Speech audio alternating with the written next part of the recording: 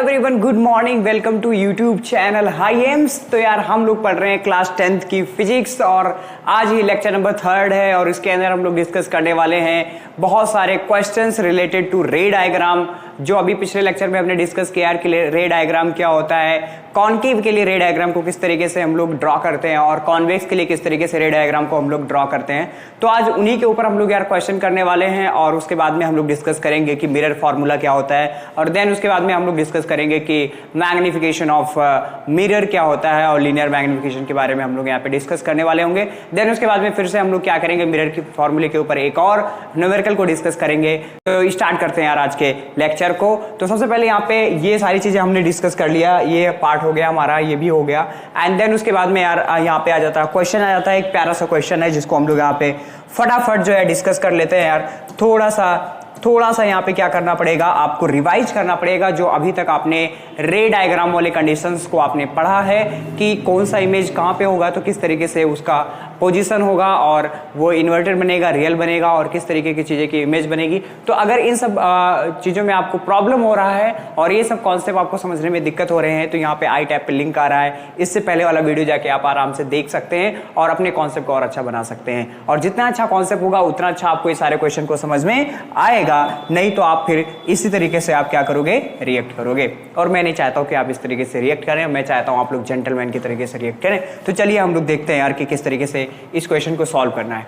तो आइए सबसे पहले समझ लेते हैं कि क्वेश्चन में क्या कह रहा है और क्वेश्चन को ध्यान से आपको पढ़ना है। तो बहुत ज्यादा दिक्कत होता है, क्या दिक्कत होता है कि जब बच्चे क्या करते हैं, क्वेश्चन सामने होता है तो उसको ध्यान से पढ़ते नहीं है, उसके जितने भी पैरामीटर्स होते हैं, जितने क्वेश्चन में कीवर्ड्स होते हैं उसको ध्यान से नहीं समझते हैं और इसी वजह से वो क्वेश्चन को गलत करके चले जाते हैं। तो आपको क्या करना है यार, क्वेश्चन को ढंग से पढ़ना है और फिर उसके बाद में उसका आंसर करना है। तो देखो यहाँ पे कह रहा है कि the image form by concave mirror, तो यानी यहाँ पे मिरर कौन सा है सबसे पहले आइडेंटिफाई कर लेंगे, कौन सा मिरर बता रहा है।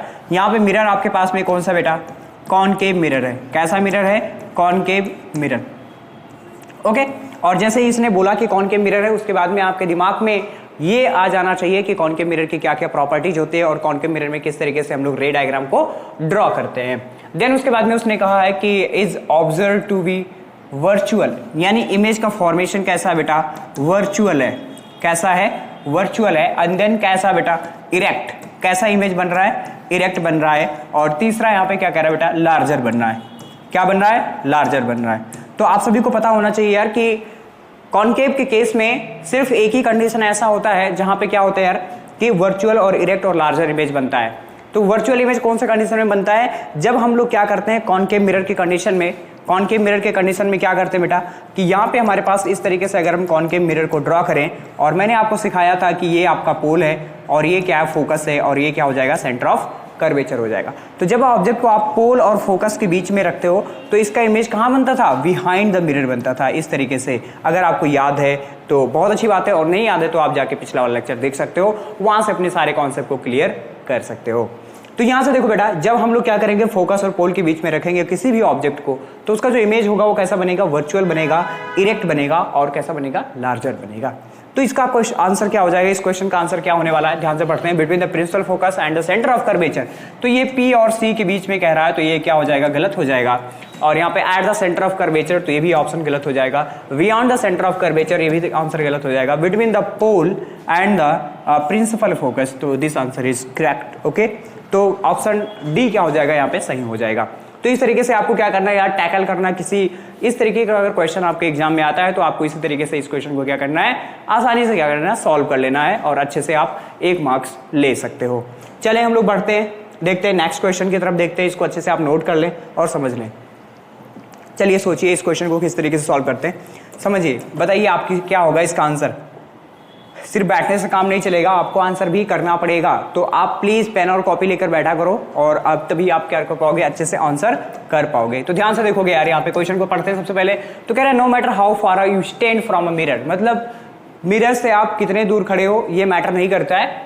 योर इमेज अपीयर्स इरेक्ट, आपका जो इमेज होगा वो ऑलवेज क्या करेगा, इरेक्ट ही अपीयर होगा। And the mirror is likely to be, क्या होगा, mirror is likely to be. तो वो कौन सा मिरर होगा जिसमें आपका क्या होगा कि आप कितने भी दूर खड़े हो मैटर नहीं करता है, आपका जो इमेज होगा वो कैसा फॉर्म होगा, आपका इमेज जो होगा वो ऑलवेज इरेक्ट फॉर्म होगा। तो वो कौन सा कंडीशन होने वाला है उसको हम लोग फटाफट यहाँ पे समझ लेते हैं। तो क्या होगा यार, एक प्लेन मिरर में क्या होता है, प्लेन मिरर अगर मैं यहाँ पे बना दूं, ये हमारा क्या हो गया, प्लेन मिरर हो गया। तो प्लेन मिरर में क्या कंडीशन होता है कि कोई भी ऑब्जेक्ट क्या हो, कितना भी डिस्टेंस पे क्यों ना खड़ा हो, कितना भी डिस्टेंस पे क्यों ना खड़ा हो, तो ऑलवेज जो इसका इमेज बनेगा बेटा वो कैसा बनेगा, वो इरेक्ट बनेगा। कैसा बनेगा, इरेक्ट बनेगा। ऑलवेज कैसा बनेगा भाई, इरेक्ट बनेगा। तो एक तो आपका क्या हो गया, एक तो आपका क्या हो गया, प्लेन मिरर हो गया। और सेम अगर मैं यहाँ पे कॉन्वेक्स मिरर को ड्रॉ करूँ तो कॉन्वेक्स मिरर के केस में क्या होता है, कॉन्वेक्स मिरर के केस में क्या होता है भाई, उस केस में भी क्या होता है, वहां पे भी क्या होता है, इमेज जो होता है बेटा वो कैसा बनता है, वो कैसा बनता है, ऑलवेज क्या बनता है, इरेक्ट बनता है। कैसा बनता है बेटा, इरेक्ट बनता है। उस केस में भी क्या होता है, इमेज ऑलवेज कैसा बनता है, इरेक्ट बनता है। तो दो कंडीशन हो गए हमारे पास। तो प्लेन हो गया, कॉनकेव तो होगा नहीं, ठीक है। प्लेन सिर्फ प्लेन भी नहीं होगा, प्लेन होगा और कॉन्वेक्स होगा। तो दोनों ऑप्शन कहां से है, इधर प्लेन और कॉन्वेक्स। तो ऑप्शन क्या हो जाएगा, डी इज करेक्ट हो जाएगा। तो ये क्लियर हो गया आपको, क्वेश्चन नंबर सेकंड क्लियर है। Now next, okay. तो अब देखते हैं यार, जो क्वेश्चन नंबर थर्ड है उसको भी समझ लेते हैं कि किस तरीके से सॉल्व करना है। तो सेम क्वेश्चन है बिल्कुल, इसमें कोई नई बात नहीं है, जैसा पिछला क्वेश्चन था ऐसा ये भी है। तो ध्यान से देखो, यहाँ पे कह रहा है कि the image form by concave mirror. तो इमेज किससे फॉर्म किया जा रहा है भाई, पहले आप मिरर को आइडेंटिफाई कर लिया करो, क्या हो जाएगा, कॉनकेव मिरर। तो मिरर को हमने आइडेंटिफाई कर लिया, कैसा मिरर है, कॉनकेव मिरर। कैसा बन रहा है, इज रियल। इमेज कैसा बन रहा है भाई, रियल बन रहा है। कैसा बन रहा है, रियल बन रहा है। इन्वर्टेड बन रहा है, कैसा बन रहा है, इन्वर्टेड बन रहा है। तो ये भी आइडेंटिफाई हो गया। And then second, and the same size. कौन से साइज का बन रहा है, सेम साइज का। कौन से साइज का बन रहा है भाई, सेम साइज का बन रहा है। As that of the object the position of object should be. तो आपको समझ में आना चाहिए कि जो कॉनकेव मिरर होता है, कहां पे हम लोग क्या करते हैं, कहां पे हम लोग क्या करते हैं, ऑब्जेक्ट को पुट करते हैं, तब उसका जो इमेज होगा वो क्या होगा, सेम साइज का होगा। ये आपको बहुत अच्छे से क्लियर होना चाहिए। जब हम लोग क्या करते हैं बेटा, किसी भी ऑब्जेक्ट को सेंटर ऑफ कर्वेचर के ऊपर रखते हैं तो इसका इमेज का जो फॉर्मेशन होता है वो भी क्या होता है, सेंटर ऑफ कर्वेचर पे होता है और सेम साइज का बनता है, जो कि हमने रे डायग्राम के अंदर खूब अच्छे से डिस्कस किया था। तो इसका आंसर क्या हो जाएगा, अब आप बता पाओगे इसका आंसर क्या हो जाएगा, between the pole and focus, बिल्कुल गलत। At the centre of curvature, तो option B is the correct हो जाएगा। तो इसको भी आप अच्छे से नोट कर सकते हैं। उसके बाद में आप मूव करेंगे जो हमारा नेक्स्ट कॉन्सेप्ट है, नेक्स्ट क्वेश्चन है उसके ऊपर। नाउ नेक्स्ट, तो आप समझने की कोशिश करेंगे हम लोग यहाँ पे अनदर क्वेश्चन। तो nature of image form by the concave mirror. तो मिरर कौन सा है, कॉनकेव। कौन सा मिरर है भाई, कॉनकेव मिरर। ये सब लिखने की जरूरत नहीं है, बट मैं बता रहा हूं कि आप किस तरीके से क्वेश्चन को टैकल करोगे। पहले आप ये आइडेंटिफाई कर लो कि इसमें कौन सा जो है मिरर यूज किया जा रहा है, तो वो आइडेंटिफाई करना बहुत ही जरूरी है। देन उसके बाद में हम लोग पढ़ेंगे क्या लिखा हुआ है, the object is placed between the focus and centre of curvature. तो जो इमेज है वो कहाँ प्लेस किया जा रहा है, फोकस एंड हमारे पास जो सेंटर ऑफ कर्वेचर है, इनके बीच में क्या किया जा रहा है, इमेज को प्लेस्ड किया जा रहा है। एंड देन उसके बाद में आपसे पूछ रहा है कि of the mirror observe by us, तो क्या होगा, किस तरीके से उसका इमेज बनेगा। तो ये आपको अच्छे से पता होना चाहिए बेटा कि अगर आपके पास में कॉनकेव मिरर है, लाइक दैट, इस तरीके से कॉनकेव मिरर है, तो रे डायग्राम आपको आना चाहिए, तभी आप सारे क्वेश्चंस को आसानी से टैकल कर पाओगे। Otherwise you can't solve any types of questions regarding concave mirror and convex mirror. Okay, तो पहले आप कॉन्सेप्ट को क्लियर करें, देन उसके बाद में आप क्वेश्चन को सॉल्व करेंगे तो ज्यादा बेहतर होगा। मैं बार बार एक ही बात बोल रहा हूं। तो अब देखो यहाँ पे कह रहा है फोकस और हमारे पास जो सेंटर ऑफ कर्वेचर है, इसके बीच में हमने क्या रख दिया, हमारा जो ऑब्जेक्ट है उसको हमने यहाँ पे प्लेस कर दिया। तो जब हम सेंटर ऑफ कर्वेचर और फोकस के बीच में कोई भी इमेज को पुट करते हैं या प्लेस करते हैं, तो वो कहाँ पे बनता है, बियॉन्ड सी बनता है। कहाँ बनता है भाई, बियॉन्ड सी बनता है। और क्या बनेगा बेटा, बियॉन्ड सी बनेगा, और जो हमारे पास ऑब्जेक्ट होगा उसके साइज से क्या होगा, बड़ा बनेगा। यानी क्या बनेगा, बियॉन्ड सी बनेगा और इन्वर्टेड बनेगा और कैसा बनेगा, लार्जर बनेगा। तो ये जहां ऑप्शन आ रहा है वो हमारा क्या हो जाएगा, सही। तो देखो यहाँ पे वर्चुअल वर्चुअल वर्चुअल वर्चुअल, तो ये तो वैसे ही कैंसिल आउट हो गया। इसको हम लोग क्या कर देंगे, एलिमिनेट कर देंगे जहां जहां वर्चुअल आ रहा है, क्योंकि कॉनकेव के केस में अगर सेंटर ऑफ कर्वेचर और फोकस के बीच में कोई भी ऑब्जेक्ट प्लेस किया जाएगा तो वो उसका इमेज जो होगा वो कैसा बनेगा, रियल बनेगा। कैसा बनेगा, रियल बनेगा। तो रियल वाला एक ही ऑप्शन है और ये हमारा क्या हो जाएगा, आंसर डी जो होगा वो करेक्ट हो जाएगा। तो इसको भी यार अच्छे से आप नोट कर सकते हैं और अच्छे से सारे कॉन्सेप्ट को क्लियर कर सकते हैं। देन उसके बाद में हम लोग बढ़ते हैं कि जो हमारे पास अनदर क्वेश्चन, तो इसको भी फटाफट सॉल्व कर लेते हैं। तो इसको भी देख लेते हैं कि किस तरीके से सॉल्व करना है। तो ध्यान से देखो, what will be the nature of image form by convex mirror. तो मिरर का नेचर, कैसा मिरर है हमारे पास भाई, कॉन्वेक्स मिरर है। क्या है? Convex mirror. अब कॉन्वेक्स मिरर का जो प्रॉपर्टी है वो आपको पता होना चाहिए। तो कॉन्वेक्स मिरर में कह रहा है when the object distance from the mirror is less than the distance between the pole and the focus. तो समझने की कोशिश करना है। यहाँ पे हमारे पास कैसा है बेटा?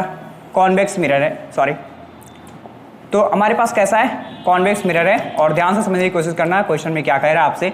बहुत सारे बच्चे जो होते हैं क्वेश्चन अच्छे से नहीं पढ़ते हैं और फिर वो क्वेश्चन को गलत कर देते हैं। देखो ध्यान से यहाँ पे, अब ये हमारे पास पोल है और ये फोकस है। तो क्वेश्चन में ऐसा कहा जा रहा है कि पोल और फोकस के बीच का डिस्टेंस जो है बेटा वो क्या है? मान लो f है और इसको हम बोलते हैं फोकल लेंथ बोलते हैं। तो कह रहा है जो ऑब्जेक्ट का डिस्टेंस है, अगर p और f के बीच में मैं बोल देता हूं 20 सेंटीमीटर, तो जो ऑब्जेक्ट जो प्लेस किया जाएगा वो 20 सेंटीमीटर से कम डिस्टेंस पे ही प्लेस किया जाएगा। तो उसका इमेज कैसे बनेगा और कहां पे बनेगा, किस तरीके से बनेगा, तो आपको पता होना चाहिए बेटा कि इस कंडीशन में क्या होता है, एक पोल होता है, एक इन्फिनिटी होता है, इन्हीं के बीच में हम लोग क्या करते हैं? ऑब्जेक्ट को प्लेस करते हैं। तो अगर आप यहाँ पे क्या करोगे? ऑब्जेक्ट को प्लेस करोगे, ये और ये भी हो जाएगा, तो इसका जो इमेज होता है वो कहाँ पे बनता है? मैंने बताया था पोल और फोकस के बीच में बनता है। तो कैसा बनेगा? वर्चुअल बनेगा। कैसा बनेगा? वर्चुअल। इरेक्ट बनेगा। कैसा बनेगा? इरेक्ट बनेगा। और तीसरा क्या बनेगा? बिटवीन क्या? पोल एंड फोकस बन जाएगा। और एक और बेटा कैसा बनेगा? डिमिनिश बनेगा। कैसा बनेगा? डिमिनिश बनेगा। तो ये सब बातें आपको बहुत अच्छे से क्या होना चाहिए? क्लियर होना चाहिए, जो कि हमने पिछले लेक्चर में क्लियर किया है। यहाँ पे जाके लिंक आ रहा होगा, अच्छे से देख सकते हो। तो यहाँ पे क्या हो गया? ये हमारे पास आ गए इस तरीके से। अब इसको मैच करते हैं। तो यहाँ पे देखो यार, रियल वाला तो कैंसिल आउट हो जाएगा, क्योंकि इमेज कैसा बनेगा? वर्चुअल बनेगा। Virtual, erect and diminish in size. तो ऑप्शन सी क्या हो जाएगा? करेक्ट हो जाएगा। और डी क्या हो जाएगा? हमारे पास रॉन्ग हो जाएगा। तो I think you all of you getting very well, और बहुत ही मजा आ रहा होगा आपको ये सारे क्वेश्चन करने में। और बहुत ही अच्छे से क्वेश्चन है यार, ऐसे बहुत सारे क्वेश्चन है। और डीपीपी के अंदर भी हमने अच्छे से क्वेश्चन को दे रखा है। और डीपीपी आपको कहाँ मिलेगा वो मैं आपको वीडियो के लास्ट में बताऊंगा कि डीपीपी आपको कहाँ मिलने वाला है। चलो जी, इसको देखें, ध्यान से देखें फटाफट। अब देखते हैं नेक्स्ट क्वेश्चन देखते हैं कि किस तरीके से है। Okay fine. तो नेक्स्ट हमारा कॉन्सेप्ट है और जो है मिरर फार्मूला। तो मिरर फार्मूला भी फटाफट हम लोग समझ लेते हैं, और बहुत ही अच्छा है मिरर फार्मूला, और इसको जानना बहुत जरूरी होता है, क्योंकि एग्जामिनेशन में आपके क्या होते हैं, इसके ऊपर क्वेश्चन पूछा जाता है। कोई ना कोई क्वेश्चन जरूर आपसे पूछा जाएगा, वो चाहे 4 नंबर में हो सकते हैं, 5 नंबर में, लॉन्ग आंसर में भी हो सकता है। मिरर फार्मूले के ऊपर एक न्यूमेरिकल आपको दे सकता है और आपको 5 नंबर वहां से मिल जाएंगे। तो ध्यान से देखो यहाँ पे किस तरीके से हम लोग मिरर फार्मूले को समझते हैं। और यहाँ पे यार देखो यार, एक बात मैं बता देता हूँ आपको कि मिरर फार्मूला के अंदर में हम लोग डेरिवेशन नहीं कर रहे हैं, बिकॉज ऑफ वो रिक्वायर्ड नहीं है आपके लिए, इंपॉर्टेंट भी नहीं है। डेरिवेशन जो आपका क्लास 10th में है वो डेरिवेशन इंपॉर्टेंट नहीं है। जब आप क्लास 12 के अंदर में जाओगे तो आपके रेस्पेक्टिव टीचर जो होंगे वो आपको पढ़ाएंगे। ओके, सो नाउ हम यहाँ पे डिस्कस कर रहे हैं, सिर्फ फार्मूला में बताऊंगा। तो फार्मूला क्या होता है? 1/f इक्वल टू क्या होगा? 1/v प्लस क्या होगा? 1/u हो जाएगा। ये हमारा होता है मिरर फार्मूला। और ये मिरर फार्मूला मैं आपको बता दूं, ये कॉनकेव और कॉन्वेक्स दोनों के लिए होते हैं। सेम फार्मूला होगा, कॉनकेव और कॉन्वेक्स के लिए होता है। और यहाँ पे जो f है वो आपको पता होना चाहिए, ये होता है फोकल लेंथ होता है। क्या होता है बेटा? ये फोकल लेंथ होता है। और जो v होता है वो आपको पता होना चाहिए, वो होता है distance of image from pole. Okay, and u जो हो जाएगा वो क्या हो जाएगा हमारे पास? Distance of object. वो क्या हो जाएगा? डिस्टेंस ऑफ ऑब्जेक्ट हो जाएगा फ्रॉम पोल। ये बात आपको मैं पहले बता चुका हूं कि कोई भी डिस्टेंस होता है वो कहां से मेजर किया जाता है? वो पोल से मेजर किया जाता है। ऑलवेज पोल से मेजर किया जाता है, उसमें कोई दिक्कत वाली बात नहीं। अगर नहीं क्लियर है तो आप जाके देखो, जो कन्वेंशन वाला हमने पढ़ाया था, साइन कन्वेंशन वाला, वो आप जाके वहां पे देख सकते हो। तो ये मिरर फार्मूला है, इसको नोट कर ले और इसके ऊपर देखते हैं कि क्या कुछ कॉन्सेप्ट है वगैरह। तो सबसे पहले समझ लेते हैं यार कि लीनियर मैग्निफिकेशन क्या होता है। अभी जो मैग्निफिकेशन होता है, मैग्निफिकेशन जो होता है वो कई टाइप के होते हैं। लीनियर मैग्निफिकेशन, एरिया वाले मैग्निफिकेशन होते हैं, और आपके जो वॉल्यूम मैग्निफिकेशन होते हैं, ये सारे होते हैं। लेकिन हमें इन सभी को डिस्कस नहीं करना है। सिंपल से जो आपके सिलेबस में है लीनियर मैग्निफिकेशन, उसके ऊपर फोकस करना है। तो लीनियर मैग्निफिकेशन क्या होता है उसको समझ लेते हैं हम लोग कि किस तरीके से हम लोग लीनियर मैग्निफिकेशन को जानते हैं। लीनियर मैग्निफिकेशन एक्चुअली क्या बताता है? वो ये बताता है कि इमेज जो बन रहा है वो कितना मैग्निफाइड है। मैग्नीफाइड मीन्स कितना वो छोटा बन रहा है ऑब्जेक्ट से, कितना वो बड़ा बन रहा है, इसको डिफाइन करता हमारा लीनियर मैग्निफिकेशन। तो देखते हैं यार, समझते हैं इसको कि इस तरीके से हम इसको सॉल्व कर सकते हैं। तो देखो यहाँ पे तो समझने की कोशिश करते हैं कि जो हमारे पास मैग्निफिकेशन हो जाएगा वो क्या हो जाएगा, वो क्या हो जाएगा भाई, हाइट ऑफ, क्या, हाइट ऑफ इमेज, क्या बोलेंगे, हाइट ऑफ इमेज, एंड यहां पे क्या हो जाएगा, हाइट ऑफ ऑब्जेक्ट, क्या हो जाएगा, हाइट ऑफ ऑब्जेक्ट। तो यहां पे मैग्निफिकेशन इक्वल टू क्या होगा, हाइट ऑफ इमेज अपॉन में क्या हो जाएगा, हाइट ऑफ ऑब्जेक्ट। तो ये हमारे पास होता है क्या, मैग्निफिकेशन होता है। Okay clear. एक बार डेफिनेशन पढ़ लेते हैं। The ratio of the size of the image to the size of the object is known as the linear magnification produced by the mirror. It is represent by the symbol m। तो ये small m से हम लोग क्या करते हैं, इनको denote करते हैं। ओके क्लियर है यहां तक। अब देखो यार, ये तो हो गया height of image upon height of object, और इस तरीके से भी हम इसको डिफाइन कर सकते हैं माइनस v/u। इस तरीके से भी हम लोग ये क्या करते हैं, जो मैग्निफिकेशन होता है उसको हम लोग डिफाइन करने का काम करते हैं। अब इन दोनों को अगर कॉन्जुगेट करो तो हम लोग इस तरीके से भी इस कॉन्सेप्ट को भी कई बार यूज करते हैं, minus v/u equal to hi upon ho, मतलब height of image upon height of object. तो इस तरीके से हम लोग क्या करते हैं, मैग्निफिकेशन को समटाइम्स क्या करते हैं, डिफाइन करते हैं। तो आई थिंक आपको ये जो लीनियर मैग्निफिकेशन है वो क्लियर होगा। इसके ऊपर और भी हम डिस्कशन करेंगे, अभी बिल्कुल आप टेंशन लेने की जरूरत नहीं है। चलो यार, तो देखते हैं इसके ऊपर और भी डिस्कशन करते हैं हम लोग। अब देखो यार, ध्यान से समझने की कोशिश करेंगे हम लोग। तो देखो यार, यहाँ पे एक कॉन्सेप्ट है कि अगर जो हमारे पास मैग्निफिकेशन है, मैग्निफिकेशन का वैल्यू अगर पॉजिटिव आ जाता है तो आप समझ जाना कि कैसा बनेगा, वर्चुअल, कैसा, वर्चुअल एंड इरेक्ट बनेगा। इमेज कैसा बनेगा, वर्चुअल एंड इरेक्ट बनेगा। और मैग्निफिकेशन अगर क्या होगा, नेगेटिव होगा, तो कैसा बनेगा, रियल एंड कैसा बनेगा भाई, इनवर्टेड बनेगा। कैसा बनेगा, रियल एंड इनवर्टेड बनेगा।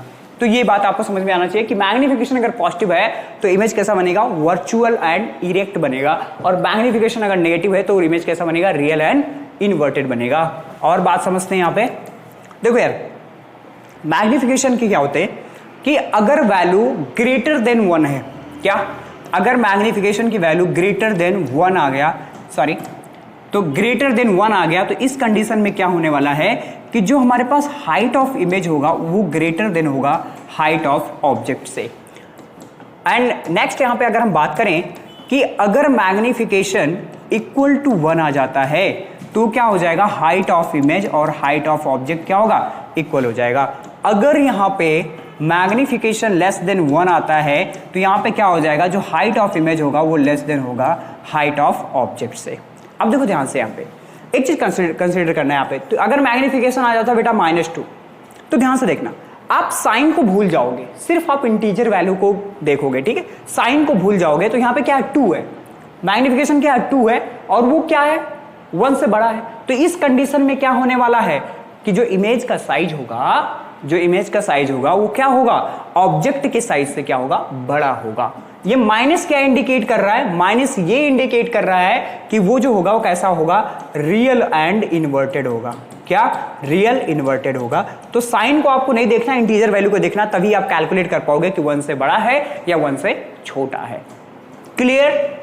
I think you all of you getting very well, और ये चीजें आपको बहुत अच्छे से क्लियर होगा, और इसको अच्छे से नोट करें, और देन उसके बाद में हम मूव करते हैं कि इसके जो क्वेश्चन वाले पार्ट हैं उस पर चलते हैं।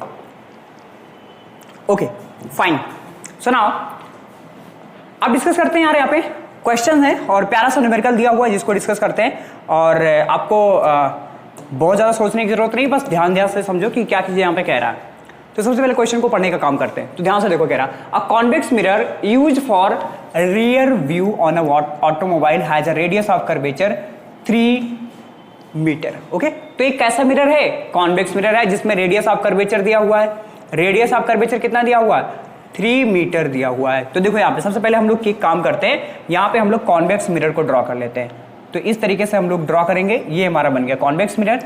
और आपको पता है बहुत अच्छे से कॉन्वेक्स मिरर के प्रॉपर्टी किस तरीके से होते हैं। और ये हो गया पोल, और यहाँ पे हमारा हो जाएगा फोकस, और यहाँ पे हो गया सेंटर ऑफ कर्वेचर।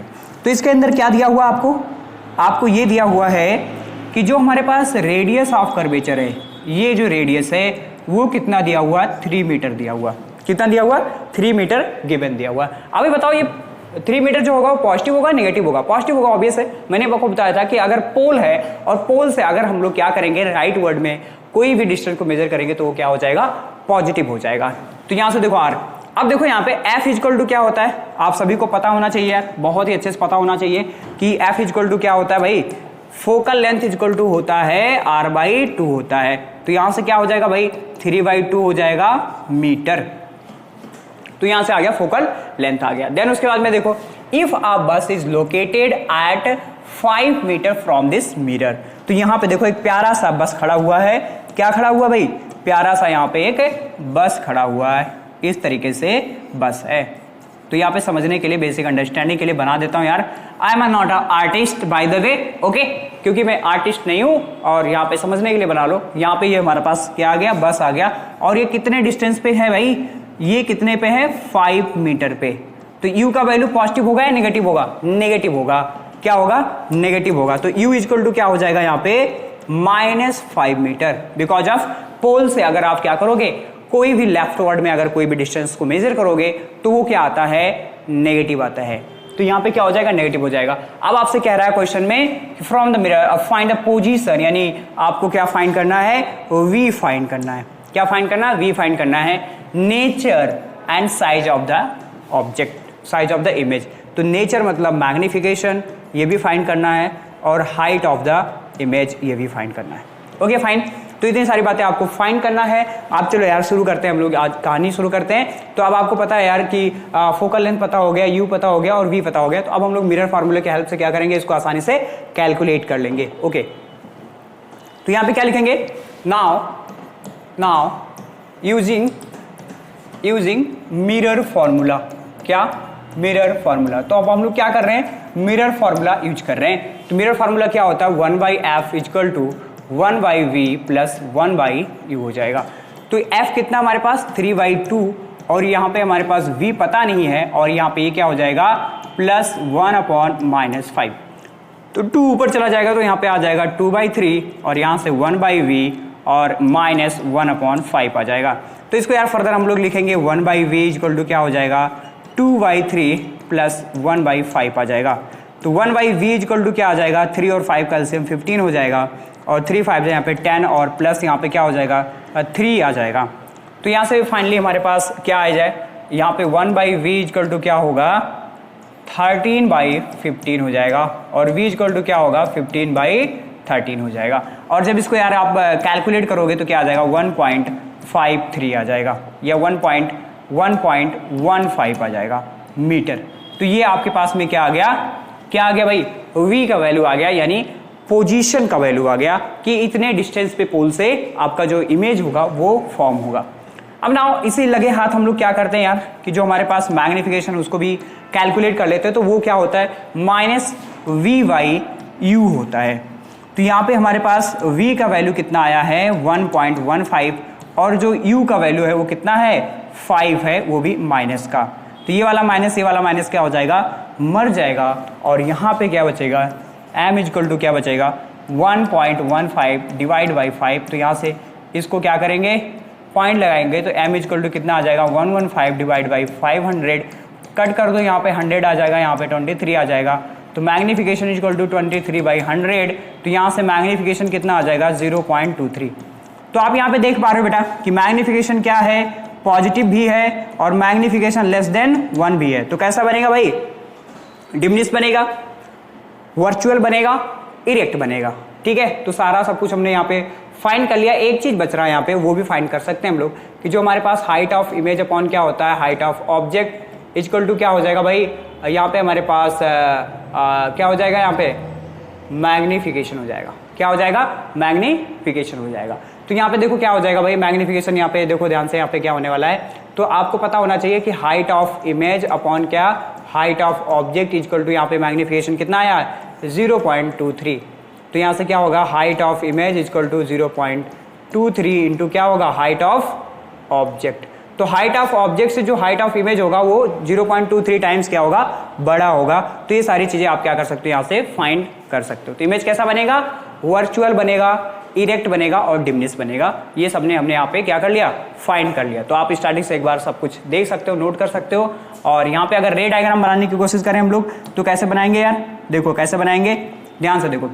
ये क्या हो जाएगा, पैरेलल जाएगा और पैरेलल जाने के बाद में कहाँ से पास होता है, फोकस से पास होता है। तो थोड़ा सा मैं इसको डिसेंट बनाता हूँ, थोड़ा सा बेहतरीन बनाता हूँ इसको, मैं ऐसे फोकस से पास कर देता हूँ और इस वाले लाइन को ऐसे निकाल देता हूँ और एक पोल पे गिरा दूंगा इस तरीके से और ऐसे पीछे चला जाएगा। तो यहाँ पे आपका बस का जो इमेज होगा वो बन जाएगा। और यही रीजन है कि जो भी आपके व्हीकल्स होते हैं उसके अंदर कॉन्वेक्स मिरर यूज किया जाता है। उसका जो रेयर व्यू मिरर होता है उसमें कॉन्वेक्स मिरर को हम लोग यूज करते हैं, क्योंकि वो बड़े बड़े ऑब्जेक्ट को क्या करता है, छोटा छोटा करके उसमें दिखाता है।